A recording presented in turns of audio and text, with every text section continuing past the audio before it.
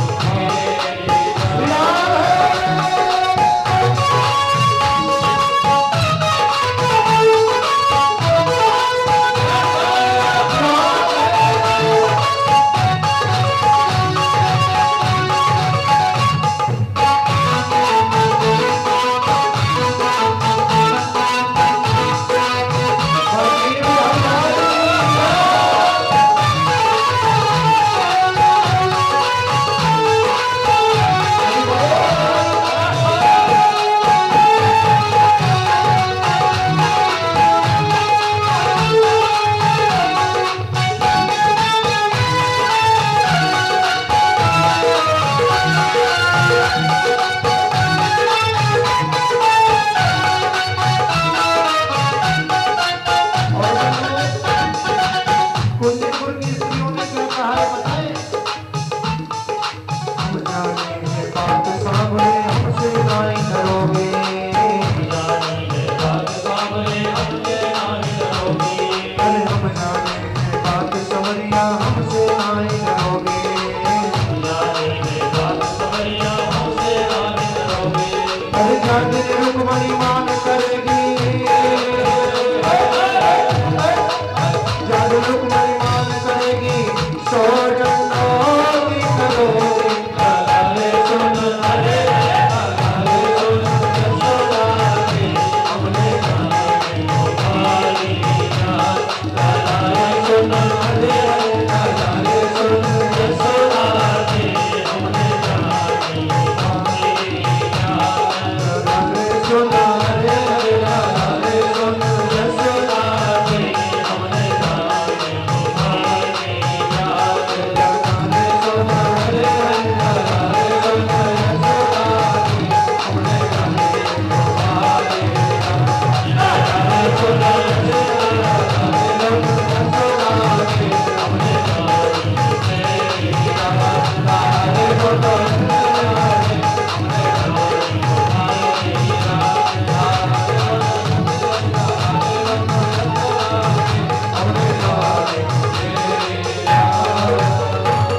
रुक्मणी वल्लभ लाल की। बंधुओं, इन स्त्रियों ने बड़ी सुंदर सुंदर मधुर मधुर गालियां दी और ठाकुर जी ने जो किया है, मथुरा वाली गोपियों ने कहा कि हम जाने लाला तुमने जिस दिन जन्म लिया था ना, हमें सब पता है, तुम कितने 420 हो। लाला मुस्कुराए, बोले क्या 420 ही पता है तुमको? बोले जा दिन जन्म लियो हरि, तुमने सुन लाला गिरधारी, अरे गोकुल गयो सूप में धर के ताई दिन रेन। अब समझ लो कि गोकुल मथुरा गोकुल वृंदावन वासियों को, ब्रजवासियों को जो प्रतीक्षा थी, उससे कहीं ज्यादा प्रतीक्षा मथुरा की स्त्रियां कर रही है कि सांवरे सलोने कब आएंगे। समझ लो कि गोकुल के लोगों को तो बाद में पता चला कि ठाकुर आ गए, लेकिन बंधुओं मथुरा की स्त्रियों ने तो कमाल ही कर दिया, कंस को पता नहीं चला, इनको पता चल गया है। ठाकुर जी मुस्कुराए, क्या बात है? बोले तुमको तो पता है मेरे बारे में, फिर पता है? तुरंत गोकुल की स्त्रियों ने जवाब दिया, बोले एक बात बता मैं कान्हा, तुमको पता है आज तुम्हारा विवाह हो रहा है, और विवाह वाले दिन दूल्हे राजा का सर आपको पता है ऊंट देखा है कभी? ऊंट की गर्दन देखी है? उससे भी ज्यादा ऊंचा होता है। अब ऊंट बेचारा उगाल कर सकता है, बोल नहीं सकता है, मुछिका लगा होता है, ये हाल दूल्हे का होता है, बोल नहीं सकता है, हाँ मुछिका लगा होता है। पर उस दिन केवल और केवल एक ही दिन मौन धारण लेता है बेचारा, उसके बाद में तो राधे राधे फिर ऐसे ही चलता रहता है उसका मुंह, प्रेम से बोलो राधे। वो भी बड़ी मुश्किल से सबरे घर के को जूता, सबरे रिश्तेदारों को बोल बच्चे ही नहीं क्या कर जाए, वो सब बेचारों चुप रही फेंकते ना। हाँ, और एक बात और बताऊं, ब्याह में जितनी मेहनत दूल्हे राजा के जीजा जी करे ना, उतनी मेहनत कोई न कर पाओगे ना। पूरा ख्याल रखे जी है कि दूल्हे राजा कब का चीज की जरूरत है, कभी पानी लाई तो ऐसे डोले मुझे बिगड़े ब्याह में ना हो नहीं। और कई बार तो अगर हंसते चढ़ जाए उनके बने हुआ टाक लो भयो कचू चतुर सी औरतन के तो कमर पे प्रेस लगे जाए, फिर बढ़िया है ना। हाँ, बड़ी मेहनत करनी पड़ेगी। और उसके बाद में बताए फिर कुंडीनपुर की स्त्रियों ने क्या कहा है, बोले कान्हा एक बात बताएं, तुम अब हमारे सामने तो नहीं झुक रहे, लेकिन एक बात बता दें, रुक्मणी आपको झुका देंगी। तो कान्हा ने कहा जब हम राम अवतार में नहीं झुके तो अब कैसे झुकेंगे? प्रेम से बोलो राधे। तो राम अवतार में अगर झुकना भी पड़ा था तो तरीके से झुके, झुक भी जाएंगे तो तरीके से झुकेंगे। बोले ये तो हमको पता है। क्या पता है? बोले जाए दिन रुक्मणी मान करेगी 100 दंडौती करोगी। जिस दिन रुक्मणी जी गुस्सा करने लगेंगी ना, उस दिन राधे राधे खूब 100 दंडौती करोगे, हाथ जोड़ के मनाओगे, थोड़ी के नीचे हाथ लगाओगे कि देवी जी मान जाओ, प्रसन्न हो जाओ, क्या बात है, हमारे अपराध को माफ कर दो। प्रेम से बोलो राधे। जरा हाथ उठा करके बोल दो राधे।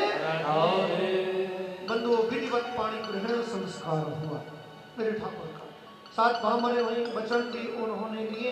बड़ा ही आनंद उत्सव बंधुओं वहां पर मनाया गया। और मैं आपको बता दूं ये उत्सव काफी दिन तक चला बंधुओं। और उसके बाद में ठाकुर जी का जब विवाह पूर्ण हो गया, लगभग 1 साल होने को है, ठाकुर जी के यहाँ पर राधे राधे बंधुओं खुशी हुई। और क्या खुशी हुई? छोरा को जन्म भयो, पहलोटी को छोरा है गयो ठाकुर जी के यहाँ। अब इससे बड़ी खुशी की बात और क्या होगी। लेकिन बंधुओं वहां पर एक कांड हो गया बहुत जबरदस्त। वो क्या था? वो बंधुओं जैसे हमारे ठाकुर जी के जीवन में हुआ वैसा ही इस बालक के जीवन में भी हो गया। ठाकुर जी उनका जन्म हुआ, 6वें दिन पूतना आई, लेकिन ठाकुर जी ने उसे मार दिया। और इधर 6वें दिन क्या हुआ? जिस दिन छठी पूज रही है बंधु, एक संबरासुर नाम का दैत्य आ गया। वो इस बालक का हरण करके ले गया। इस बालक का नाम था प्रद्युम्न। अब बंधुओं ये ले गया। और द्वारिका जो है, द्वारिका कहाँ है ये तो आप जानते ही होंगे, समुद्र के बीच में ले गया। इसने उस बालक को समुद्र में फेंक दिया। लेकिन कहते हैं होनहार मिटती नहीं है बंधुओं, जिसकी रक्षा करने वाला सांवरा सलोना हो। और यहाँ तो रक्षा क्या, यहाँ तो इस बालक का पिता यानी इस बालक का बाप ही है, वो है कालों का काल महाकाल। और बंधुओं सबसे टॉप क्लास का सिक्योरिटी गार्ड है। बामन भगवान के रूप में बलि के यहाँ पर रहा था। पहले से ही एक्सपीरियंस है किसकी रक्षा कैसे करनी है। बंधुओं जैसे ही इस दुष्ट ने इस बालक को समुद्र में फेंका है ना, तो मेरे ठाकुर जी की ऐसी कृपा ऐसी प्रेरणा हुई। एक मछली विशालकाय, उसने जब ही जल क्रीड़ा कर रही थी जल को पी करके निकाला, मुंह खुला रह गया, ये बालक पेट में प्रवेश कर गया, एक भी दांत नहीं लगा और बच्चा मछली के पेट में पहुंच गया। प्रेम से बोलो राधे। अब बंधुओं इस मछली को संबरासुर के सेवकों ने ही पकड़ लिया, ले गए। अब संबरासुर के यहाँ पर मछली पकाई जाती है क्योंकि ये असुर है। वैसे तो मानव जाति का जो आहार है वो क्या है? अन्न। लेकिन कई बार ऐसा होता है, परिस्थितियां ऐसी होती है कि वहां पर व्यक्ति नहीं रह सकता। जैसे कि समुद्र के किनारे के जो आदमी हैं वो बिना मांस खाए या बिना मछली खाए नहीं रह सकते। रह सकते नहीं रह सकते, क्योंकि वहां पर गेहूं आए कहां से? अब तो खैर पूरे भारत में ये सारी व्यवस्थाएं बहुत अच्छी हैं, अब तो रह भी सकते, लेकिन अब वो आदत बन गई है, परंपरा बन गई है। अब तो गली गली में राधे राधे ये जल तोरई पकाई जा रही है। अब तो राधे राधे वहां से समुद्र के किनारे से यहाँ भी जल तोरई पकाई जा रही है? कि दिल्ली गुड़गांव गाजियाबाद में भी ऐसी कतार लगा करके लोग ऐसी सभ्यता से खरीदते हैं। बंधुओं देखो ठेके पे आप देखिए, कई लोग ऐसी सभ्यता से बड़े लाइन में लग करके प्रसाद नहीं लेते होंगे कथा में, ऐसी तरीके से सभ्यता से लाइन में लगेंगे। और जब बोतल का नंबर आएगा, बोतल मिलेगी, फिर बगल में जाकर के डांस करेंगे कि मुझे मिल गई है। सब्जी खरीदने के बाद में डांस नहीं होगा, मिठाई खरीदने के बाद में डांस नहीं होगा, लेकिन मछली खरीदने के बाद में डांस होगा, चिकन खरीदने के बाद में डांस होगा, दारू की बोतल खरीदने के बाद में डांस होगा। और ये बात बंधुओं ये इसमें दोष किसी का नहीं है, कलयुग है। कई लोग कहते हैं कि हम रह नहीं सकते, ऐसा नहीं है कि रह नहीं सकते। मैया के पेट में का मछली खाए वो मिल नहीं, क्यों जी? मैया के पेट में का दारू पी के जीवित रहे हो है? मर जाएगा जब का दारू पीवे वो, ढूंढी ना मिलेगी। माना है सर्वलोक में नरक में ना ये दारू उठेगी, कि जितनी भी सब यहाँ है। अब लोग हल्ला मचाते हैं, कई चीजों पर हम लोग हल्ला मचा रहे हैं, लेकिन जिन चीजों पर हम लोग हल्ला मचा रहे हैं ना, वो सारी चीजें मैं आपको बता दूं, वो सारी चीजें सरकार की शैली से हो रही है। चाहे वो गौ हत्या का मामला हो, चाहे वो मदिरा का मामला हो, क्यों भैया? नहीं, ये सरकार की शैली से चल रहा है। और सरकार अगर चाहे तो 1 मिनट में इनको बंद कर सकती है, और सरकार अगर सरकार चाहे तो क्या नहीं हो सकता। अभी गुटके पर प्रतिबंध लगाया, तो कम से कम इतना तो है कि कम तो हुआ है? खाने वाले तो खैर नहीं रुकेंगे, 10 रुपए का भी खा रहे हैं, 1000 हो जाएगा तो भी खाएंगे। अब लोग हरी सब्जी दाल रोटी इनके लिए हल्ला मचा रहे कि महंगाई बढ़ गई। जो मैं सोचूं मैं बीजेपी पार्टी में उन्होंने को आज भी रहा हूं, मैं ब्राह्मण हूं और कथावाचक हूं सिर्फ, लेकिन मुझे समझ नहीं आता है कि दारू को पौआ सारों मेले को 200 रुपया को वाए तो डकार जाएंगे, 2-4 ने 6 ने डकार जाएंगे एक जगह बैठे बैठे। जब दाल महंगी नहीं लगे, पौआ महंगा नहीं लगे और दाल 200 रुपये की लगे नहीं, मुर्गाए खा जाएंगे, बकराए खा जाएंगे रात के, वो महंगो नहीं लगे, जहाँ इतने के मसाले डट जाए, इतने को वो मुर्गा ना होए बकरा ना होए, वो महंगो नहीं लगे, तो महंगी लगेगी सब्जी, महंगी लगेगी दाल, महंगे। अरे भैया हो, कोई बंदा आया है, हमारे हिंदुस्तान का ये गौरव है, अगर देखा जाए तो कल भी पाकिस्तान में बिना सूचना के पहुंच गया है। नहीं, ऐसा शेर कोई प्रधानमंत्री हुआ है आज तक जो भारत के लिए समर्पित है? ऐसा होना चाहिए नेता हमारा, जो शत्रु के घर में जाने के बाद भी ये नहीं सोचे कि तुझे कोई मारेगा। कल दाऊद की पार्टी होने वाली थी, वहां पर दाऊद अंडरग्राउंड हो गया, जन्मदिन था कल उसका, और वो शेर जाकर के पहुंच गया पाकिस्तान में, पार्टी कैंसिल, पार्टी बंद, भाग गया दाऊद, अंडरग्राउंड हो गया। ऐसा होना चाहिए नेता, जो शेर दिल हो, न मरने की परवाह करे, केवल और केवल समाज से। बंधुओं, मैं आपको बता दूं कि हम सब लोगों का जीवन खैर देश काल परिस्थिति के अनुसार डिपेंड करता है। हम अगर समुद्र के किनारे हैं तो नेचुरल है कि वहाँ पे अन्न नहीं मिलेगा, कई जगह ऐसी वहाँ खाना पड़ता है। लेकिन अब रही बात गौ की, आज गौ सेवक हमारे बीच में आकर के बैठे हुए, वैसे तो आप सब लोग हम सब लोग हैं, क्या आप बताइए गौ हत्या बंद नहीं हो सकती? क्यों जी, हो सकती है ना। और ये जो गौ का मांस खाने वाले, बीफ खाने वाले, इनको अकल नहीं है जरा भी, इनको समझ नहीं आता कि गाय एक ऐसा प्राणी है जो 50 रुपए का चारा खा करके, मान के चलो 10 लीटर दूध गाय ने दे दियो, 50 रुपया के चारे खाए गई, तो 10 लीटर दूध के पैसा को वही 50 रुपया किलो चल रहे हो, पान दाड़े 500 रुपया को है वो ना हो, 50 रुपया को चारों खाई लियो, 450 बच गए तुम्हें, नहीं बचे, बाकी बाद में गोबर बचो ऊपर थाई दो, गैस सिलेंडर की बचत है ना भाई, गोमूत्र P low, cancer diabetes sugar सब खत्म नहीं जाए, हमारी गारंटी है। क्यों जी, गाय डॉक्टर भी है। और बंधुओं, हम लोग खेती करते हैं, ट्रैक्टर में 200 रुपया की 400 रुपया की जुताई दे देंगे, 2 बछड़ा पाल लिए तो वो बचेगी नहीं बचेगी है। और गोबर का खाद बना करके अगर खेत में डाल दिया, ये जो लकड़ियां से सब बैठे ना आजकल सामने, पहले लोग खाद किसका देते थे? आज हम लोग अपनी सेहत बना रहे, पहलवानी करके, ऐसे पहलवान पहले देसी माल खाएंगे हैं, और रोटी भी खावे तो जो गोचुनी को आटो ये वो सब एकदम देसी चीज, और हर आदमी महाराणा प्रताप की तरह होता था। बंधुओं, महाराणा प्रताप के जीवन में एक बात आती है कि महाराणा प्रताप ने प्रतिज्ञा की कि मैं जब तक भारत को मुगलों से आजाद नहीं करवा लूंगा तब तक मैं राजमहलों में नहीं रहूंगा, सोने की थाली में भोजन नहीं करूंगा, घास की रोटी खाऊंगा। क्यों उन्होंने प्रकृति को अपनाया? क्यों उन्होंने शाकाहार को अपनाया? जो शाकाहार अपनाते हैं ना, उनमें बुद्धि बल सबसे ज्यादा होता है, पहली बात।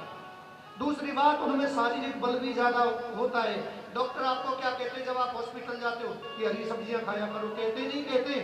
तो जी कहेंगे नहीं कि ये घास का मतलब जो ना कि जो दूब है, अगर दूब तो खैर वास्तव में खैर ये जो दूब होती है ना, ये बड़ी पावरफुल होती है। इसको केवल और केवल घोड़ा जो खाता है ना, घोड़ा क्या खाता है? दूब खाएगा, जो गणेश जी पे समर्पित की जाती है। ये प्रकृति में सबसे पावरफुल चीज है दूब। और घोड़ा अगर उस दूब को खाता है तो बरसम खावे वो ना, चाशनी खावे वो ना, तो वो बंदे वो अगर खाएगा तो क्या खाएगा? दूब, क्योंकि दूब में इतनी ताकत है। वैसे तो पृथ्वी में भगवान ने माटी खाई, माटी खाने की लीला आती है। क्यों खाई? क्योंकि पृथ्वी से ही समस्त प्रकार की ताकत मिलती है। आम का पेड़ लगा दो, तो राधे राधे पृथ्वी में आम का पेड़ लगेगा तो आम मिलेंगे, हैं? मिर्च का लगा दो उसकी बगल में, वहीं से मिर्च पैदा हो जाएगी, हैं? शाकाहार में वो ताकत है बंधुओं, हमको शाकाहार आध्यात्मिक रूप से उन्नति देता है, भौतिक और लौकिक रूप से हमें उन्नति देता है बंधुओं। ये बूचड़ खाना नहीं है, ये कबाड़ खाना नहीं है, ये पेट, इसमें अगर डालो तो इसमें शाकाहार डालो, ना कि इसमें मांसाहार डालो। प्रेम से बोलो राधे। ये शाकाहार के लिए नहीं है, ये पेट कूड़ेदान नहीं है, इसमें गुटखा तंबाकू बीड़ी सिगरेट दारू वारू सब तुम डालते रहते हो, हैं? इस मुंह को जिसमें सरस्वती का वास होता है, वाणी के ऊपर जिह्वा के ऊपर, उसमें हम गुटखा डाल रहे हैं, उसमें तंबाकू डाल रहे हैं, उसमें बीड़ी फूंक रहे हैं, उसमें मदिरा फूंक रहे हैं, उसमें हम लोग राधे राधे मांस वगैरह। अरे कमाल है, कितना सुंदर आपको ये देह मेरा है। इसको बूचड़ खाना बना दिया, कबाड़ खाना बना दिया। गाय, गाय अकेली गाय अगर आप घर में रखते हैं, चलो ठीक है यहाँ शहर है नहीं रख सकते, वैसे तो हर सनातन धर्मी, और हर सनातन धर्मी नहीं, भारत का कुछ साल पहले एक आदमी और एक गाय, जनसंख्या के हिसाब से एक आदमी था एक गाय थी। भारत समृद्ध देश था उस समय पर, जब हर इंसान पर एक गाय थी। आज इंसान ज्यादा है और गाय कितनी रह गई है देश में पता है? केवल 17 करोड़। कितनी? 17 करोड़ रहेगी देसी गाय। वैसे तो चलो और भी होंगे बंधुओं। गाय तो हर महीने में लाभ देने वाला जीव है, लेकिन क्या करें, इसको हम बचा इसलिए नहीं पा रहे, कुछ तो हम लोगों ने ही राधे राधे खाना शुरू कर दिया, और कुछ बंधुओं विदेशी तो खा ही रहे, उनके लिए भर भर करके जाता है। ये मुद्दा, इस पर कितने न जाने संत आंदोलन कर करके मर गए और कितने अभी मरेंगे, लेकिन ये मुद्दा खत्म क्यों नहीं होता? ये मुद्दा इसलिए खत्म नहीं होगा क्योंकि ये व्यापार में आ गया। जिस दिन ये व्यापार बंद हो जाएगा, अरे तुम ये कत्ल खाने बंद कर दो, 1 मिनट में राधे राधे सब बंद। क्यों जी? दारू खत्म करनी है, फैक्ट्रियां बंद कर दो, 1 मिनट में सब खत्म। लेकिन हरियाणा में बंसीलाल ने की, आज तक उसको फिर राजनीति का चेहरा ही नहीं देखने दिया। यहाँ तो बंधुओं इस समय कलिकाल है, यहाँ सब लोग अवगुण और व्यसनों की तरफ ज्यादा भागेंगे। और ये तो पहले ही भागवत जी में कह दिया था कि कलिकाल के जो 4 दोष हैं, कौन कौन से? द्यूतम, मतलब जहां पर जुआ खेला जाता हो। आज हिंदुस्तान में आप किसी भी चौराहे पर देख लो, किसी भी सड़क के किनारे देखिए, जुआ खेलते हुए लोग मिल जाते हैं। कलयुग का वास कहाँ होता है? पहला द्यूतालय, जहां जुआ खेला जाता है। दूसरा पानम, जहां मदिरा का पान होता है, वहां कलयुग का वास होता है। आज कलयुग में इन्हीं जगहों पर भीड़ लगी पाती है। तीसरा स्त्रियः, यानी वैश्यालय जहां पर हैं। चौथा शूनम, जहां पर कट्टी घरे हैं, कसाई खाने हैं, जहां पर जीवों को काटा जाता है। और 5वां सोना। बंधु, आज इन 5 चीजों को खरीदने वाले या इन 5 चीजों के व्यापारी बहुत हैं। कैसा ये मानव जन्म मिला हीरे सा, और इस हीरे जैसे मानव जन्म को हमने राधे राधे बेकार कर दिया। अरे ये अगर हमें मिला है तो बंधुओं ईश्वर भक्ति के लिए मिला है, शाकाहार के लिए मिला है। पृथ्वी ने हमें खाने के लिए इतना सौदा दिया है, इतना सौदा दिया है, इतनी मिठाइयाँ, इतनी नमकीन दी है कि अगर एक दिन एक खाएंगे ना तो तुम्हारी पूरी जिंदगी निकल जाएगी, लेकिन पूरी नहीं हो पाएंगी। प्रेम से बोलो राधे। बंधु, उस मछली को ले जाकर के काटा गया, पेट से सुंदर बालक निकला। इसके रसोईया के अध्यक्ष हैं जिनका नाम है माया। इन माया ने उस बालक को गोद ले लिया। और जानते हो ये बालक कौन है? ये बालक है कामदेव, और ये जो स्त्री है जो राधे राधे पाकशाला की अध्यक्षा है, ये है रति, कामदेव की पत्नी। अब ये यहां क्यों आई? क्योंकि इसके पति को भगवान भोलेनाथ ने जला दिया, मार दिया। क्यों मारा जी? एक बार इंद्र को लगा कि भोले बाबा तप कर रहे हैं, इसलिए कि मुझे इंद्र पद प्राप्त हो जाए, और मेरे भोले बाबा तो राधे राधे अवधरदानी है, उनको तो राधे राधे कुछ चाहिए ही नहीं है। धन्य धन्य भोलेनाथ बांट दिए 3 लोक, पल भर में सब कुछ दे दा करके राधे राधे आप जाकर के कैलाश पर्वत पर पहुंच गए। क्या रह रहे हम सब लोगों का, पृथ्वीवासियों का कल्याण करने के लिए। अब कामदेव आया, कामदेव ने अपना काम किया, 5 बाण छोड़े, भगवान की समाधि में तो विघ्न नहीं डाल पाया। इत्तेफाक से भगवान का उस समय समाधि खोलने का टाइम हो, और देखा कामदेव को धनुष पे बाण चढ़ाए हुए। भगवान बोले कामदेव यहाँ कैसे? कामदेव डर करके पेड़ पे चढ़ गया। बंधुओं, भगवान भोलेनाथ ने जब देखा कि ये केवल और केवल मेरे तप को नष्ट करने के लिए आया होगा, कि जब शिवती सरनयन उघारा, चितवत काम भयो जरि छारा। कामदेव को जला दिया भगवान ने, तीसरा नेत्र खोला, बंधु दिव्य ज्योति निकली, कामदेव को जला करके भस्म कर दिया। रति आई, भगवान मुझे भी मार दो, मुझे भी भस्म कर दो, मैं जी करके क्या करूंगी अब? भगवान ने कहा क्यों, तुम्हारा क्या अपराध है? बोले महाराज अपराध मेरा है या नहीं है, क्योंकि मैं पति के बिना जीवित नहीं रह सकती, और तुमने मेरे पति को जला करके भस्म कर दिया। भगवान ने रति को आश्वासन दिया, चिंता मत करो तुम, अरे मैं ना आपको वरदान देता हूं, भगवान कृष्ण का अवतार होगा, और जब कृष्ण का अवतार होगा, जब यदुवंश कृष्ण अवतारा, उनके यहाँ पर प्रथम पुत्र के रूप में तुम्हारा ये पति आ जाएगा। तुम सम्रासुर के यहाँ चली जाना, वहाँ रसोई का काम संभाल लेना, और वहाँ तुम्हें तुम्हारा पति अपने आप मिल जाएगा। प्रेम से बोल राधे। और आज बंधुओं वो समय आ गया, इसका अपने पति से मिलन हो गया। पालन किया, मायावी विद्याएं सिखाई, दैवीय शक्तियां इनको प्रदान की। एक दिन कटाक्षपात कर दिया, तो कामदेव पूछने लगा, देवी जी ये बात तो ठीक नहीं है तुम्हारी, क्योंकि आपने हमारा लालन पालन किया है, लगता है कि आप हमारी माँ हो, और आपने विद्याएं सिखाई हैं, लगता है कि आप हमारी गुरु भी हो, और ये कटाक्षपात करना ये तो बिल्कुल अच्छा नहीं है। तो एक प्रेम का प्रेमी के प्रति किया करती है, पत्नी पति के प्रति ऐसा हाव भाव चेष्टाएं किया करती है, आपने ऐसा क्यों किया? बोले महाराज मैं आपकी पत्नी हूं, जरा पूर्व जन्म का याद करिए ना। अरे पहले जन्म में आप कामदेव थे, मैं आपकी पत्नी रति थी, आज मैं माया हूं और आप प्रद्युम्न हो, और आपका अवतारना ये दुष्ट सम्रासुर को मारने के लिए हुआ है। भैया आखिरकार ये बात किसी गुप्तचर ने सुनी, सम्रासुर को जाकर के बता दी। सम्रासुर प्रद्युम्न को दोबारा से मारने के लिए आया। अरे मेरा काल तो मेरे पास में ही पल रहा है, बढ़ रहा है, मेरे अन्न से ही वो पला है और मेरे यहाँ पर बढ़ रहा है, यही ज्ञान ले रहा है, यही आश्रय लेकर के जी रहा है, अब तो इसे मारना ही होगा। बंधु ये आया है अस्त्र शस्त्रों को लेकर के, इसने आक्रमण कर दिया प्रद्युम्न के ऊपर। बंधु प्रद्युम्न ने भी तीक्ष्ण जवाब दिए, प्रहार किए, बंधु इस सम्रासुर का वध कर दिया। तभी नारद बाबा आ गए, बोलो भक्तवत्सल भगवान की जय। नारद जी बड़े प्रसन्न हुए। अब नारद बाबा का तो बंधुओं काम आपको पता ही है, बिछड़ों को मिला दे हैं, और कई बार ऐसा भी करते कि ये इकट्ठे लोगों में विघ्न डाल दे, और जब इनमें कोई ना मिले तो दो कुत्तान के बीच में रोटी डाल दे, उन्हें लड़वाई नहीं। प्रेम से बोलो राधे।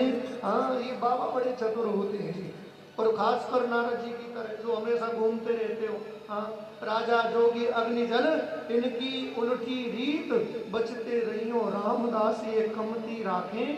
कभी भी बाबा राजा अग्नि इनके ज्यादा नजदीक नहीं जाना चाहिए, बस दूर से ही सेवन करो, ठीक है जी, राधे राधे श्याम मिला दे। और नहीं तो ये ज्यादा प्रसन्न रह जाए ना तो भी खतरा, और ये नाराज रह जाए फिर तो खतरा ही खतरा। हाँ बंधु आखिरकार नारद बाबा इन दोनों को साथ लाए, रुक्मणी से पहले मिलवाया, क्योंकि रुक्मणी बड़ी दुखी थी कि उनका लाडला छोटी सी उम्र में ही वहां से चला गया।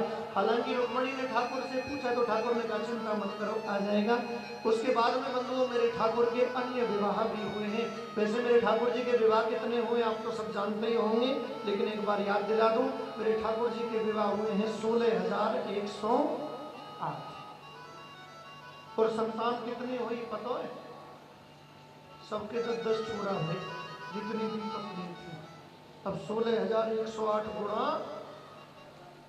10 बराबर, लाला जी से पूछ लेना गणित के मामले में, प्रेम से बोलो राधे नहीं कर जाएंगे। और एक बात और बताऊं मैं तुम्हें भैया, और एक एक छोरी भी वही है।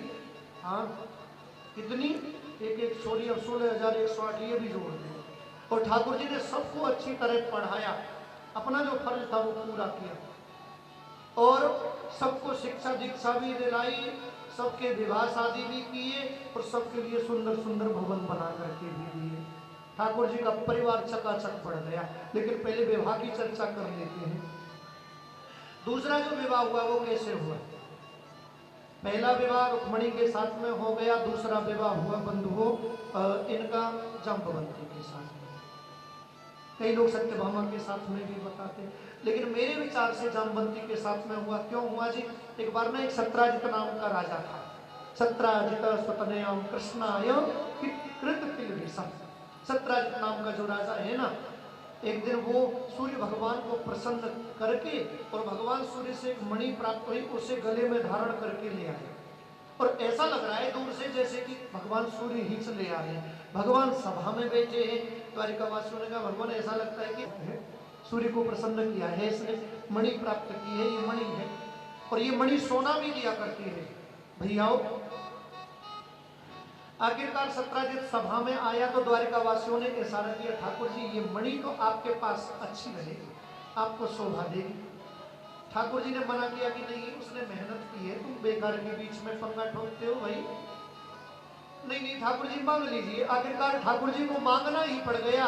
बोले सत्राजित ये द्वारिकावासी चाहते हैं कि ये मणि राज खजाने में जमा हो जाए। सत्राजित को क्रोध आ गया, क्यों हो जाएगी राज खजाने में जमा? अरे मैंने तपस्या की है, मैं तपस्या करके लाया हूँ, तुम भी करो ना।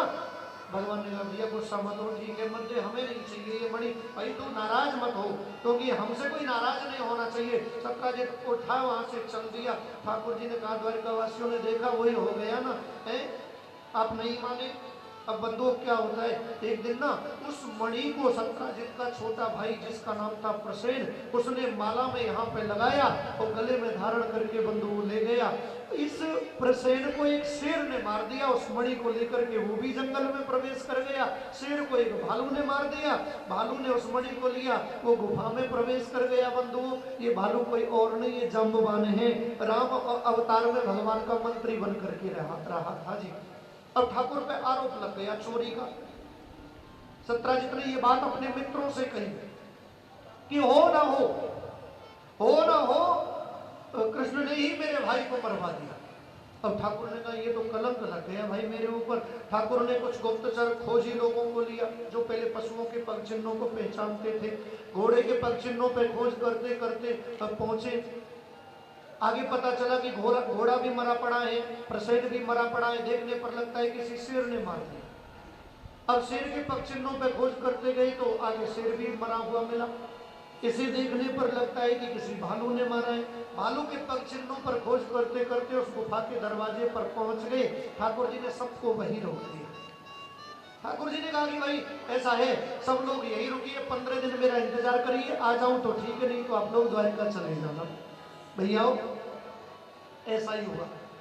ठाकुर जी ने उस गुफा के दरवाजे से पत्थर हटाया, प्रवेश किया। अंदर जाकर के देखते हैं कि एक बड़ी सुंदर कन्या है। वो उस मणि को हाथ में लेकर के आकाश की तरफ उछालती है। दाहिने हाथ से उछालती है, बाएं में पकड़ लेती है, बाएं से उछालती है, दाहिने में पकड़ लेती है। बंधुओं ठाकुर जी ने कुछ समय तो देखा, उसके बाद में फिर कहने लगे देवी ये मणि आप हमें दे दो। अब ठाकुर ने ये शब्द जैसे ही उनसे बोले वो चिल्लाने लगी। जाम्बवान दौड़े चले आए अपनी पुत्री की आवाज सुन करके, ठाकुर को देख करके तुम यहाँ पर कैसे आ गए? ठाकुर जी ने कहा कि चल करके आ गए, और कैसे आ गए? हाँ मुझसे युद्ध करना पड़ेगा। ठाकुर जी ने कहा क्यों भाई, युद्ध की तो कोई बात नहीं, पहले हमारी बात सुन ले। बोले बात बाद में सुनेंगे, पहले हम आपको हराएंगे। ठाकुर ने कहा ठीक है पहले युद्ध कर ले। बंधु युद्ध को चलते चलते हो गए 28 दिन। अब ना तो भगवान को पराजित जाम्बवान कर पाता है, अब भगवान को तो 1 मिनट नहीं लग रहा, भगवान तो खिला रहे इसको कि खेलता रहे। थका दिया इसे बंधुओं कि हार गया, हाथ जोड़ करके कहने लगा कि कहीं ऐसा तो नहीं कि आप मेरे भगवान श्री राम हो, मेरे इष्ट देव हो, हैं?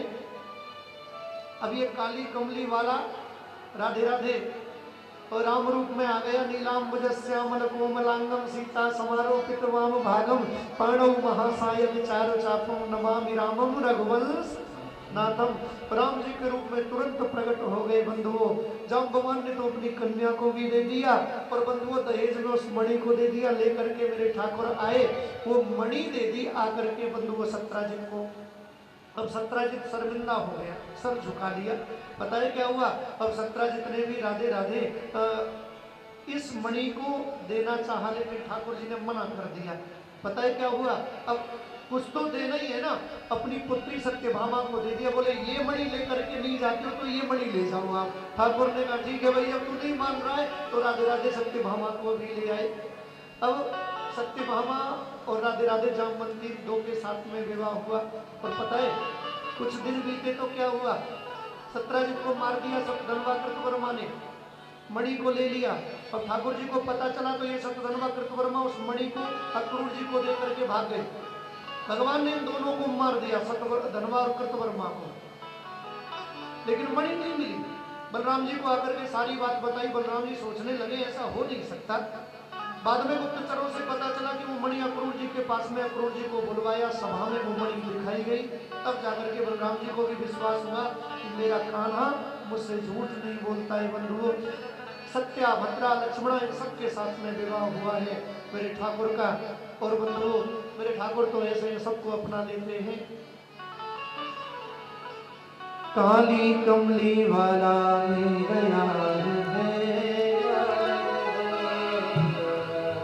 मेरे मन का मोहन तू दिलदार है।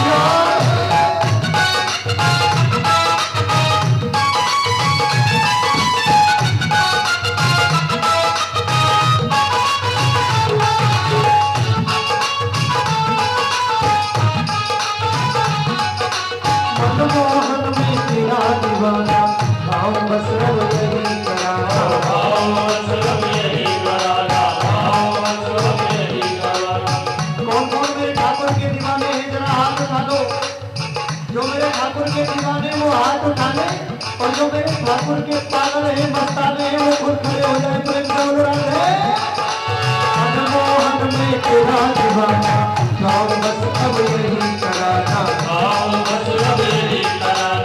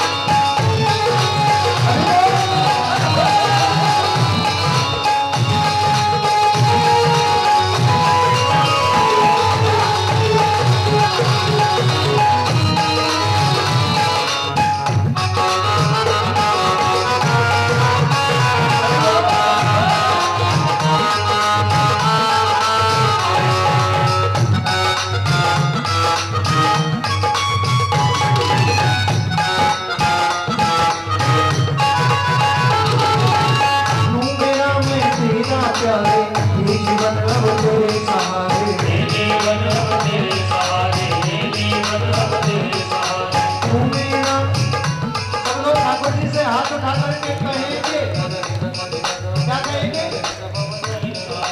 तू मेरा मैं तेरा प्यारे, ये जीवन अब तेरे सहारे, ये जीवन अब तेरे सहारे, ये जीवन अब तेरे सहारे। शाम सलोने तू मेरा रिजवार है, शाम सलोने तू मेरा रिजवार है।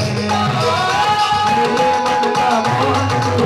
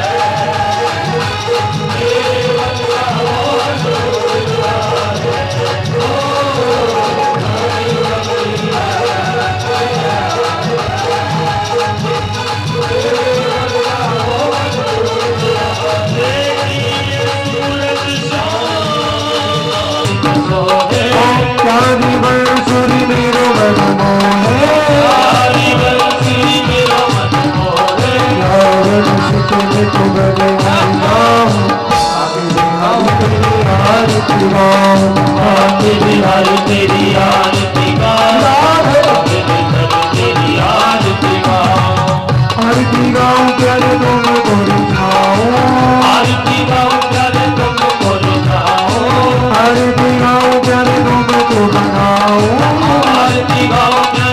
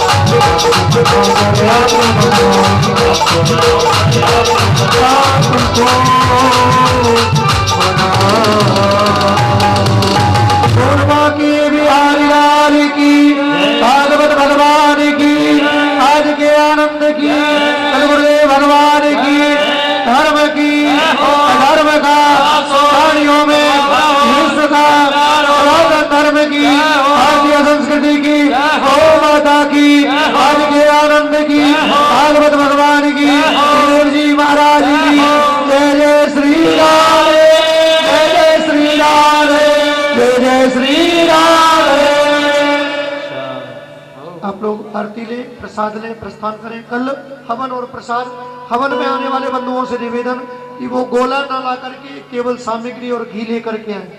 हवन में आने वाले बंधुओं से निवेदन है कि वो लोग अगर कुछ लेकर के आए तो केवल घी और सामग्री लेकर के आए, गोला लेकर के नहीं आए, क्योंकि पूर्णाहुति सिर्फ एक ही गोले की दी जाएगी।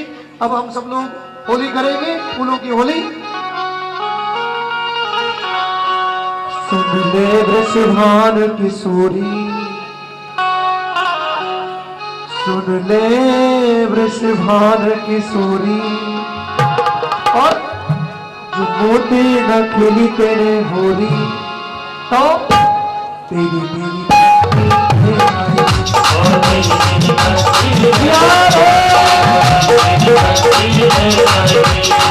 वृषभान किशोरी,